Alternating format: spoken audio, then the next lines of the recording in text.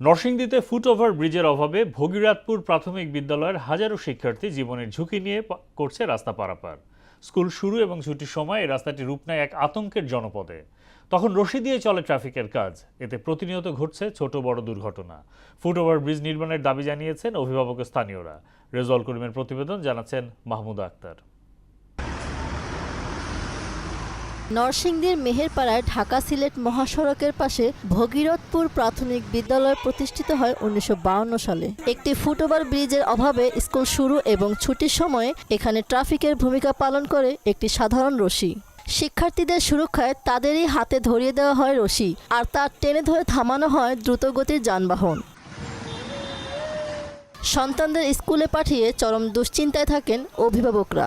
School ছুটির পর শিক্ষার্থীরা দল বেঁধে রাস্তা পার হতে গেলে মহাসড়কে যানজটের সৃষ্টি হয়। অতি দ্রুত এই স্থানে একটি ফুটওভার ব্রিজ নির্মাণ করার দাবি শিক্ষক ও অভিভাবকদের। আমাদের বাচ্চা নিয়ে আসি, মানে আমাদের অত্যন্ত বয়স, আমরা যে সাইডে বাচ্চা নিয়ে দাঁড়াবো ওই জায়গাটুকু থাকে না, গাড়ি ঘোড়া আমাদের সামনে দিয়ে চলে আসে।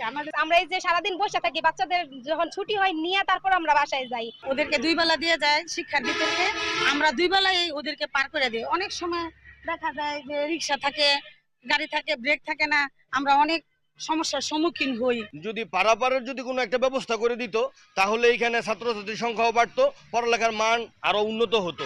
একটা স্কুলের জন্য হাইওয়ের মধ্যে একটি ফুটওভার দিয়েছে, সেটা আবদার রেখে সরকারের কাছে, শিক্ষা মন্ত্রণালয়ের কাছে, নরসিংদী জেলা শিক্ষা অফিসারদের কাছে। ফুটওভার ব্রিজ নির্মাণে ঊর্ধ্বতন কর্তৃপক্ষকে অবহিত করে প্রয়োজনীয় ব্যবস্থা গ্রহণের আশ্বাস দেন শিক্ষা কর্মকর্তা। তো আমি নিজেও স্কুলটা পরিদর্শন করেছি, কিছুটা ঝুঁকি রয়েছে। এজন্য এখানে যদি একটা ফুটওভার ব্রিজ হয় তাহলে আমাদের বাচ্চারা নিরাপদে নির্বিঘ্নে স্কুলে আসা যাওয়া করতে পারবে। আমি কর্তৃপক্ষের কাছে দাবি জানাবো দ্রুত যেন এখানে একটা ফুটওভার ব্রিজ করে দেয়। রাস্তা পারাপারে দ্রুত একটি ফুটওভার ব্রিজ নির্মাণে এগিয়ে আসবে কর্তৃপক্ষ, এমন প্রত্যাশা সবার। মাহমুদা আক্তার, মোহনা সংবাদ।